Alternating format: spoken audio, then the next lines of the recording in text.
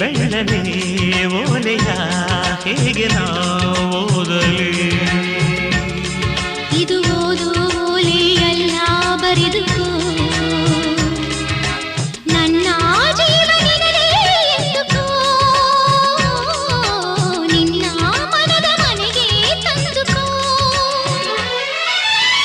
ಈ ಕಂಗಳ ಬಾಗಿಲ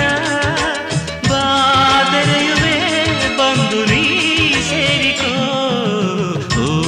ಮೇಘವೇ ಮೇಘವೇ ವಂದನೆ ಸಂಧಾನದ ಪಾತ್ರಕ್ಕೆ ವಂದನೆ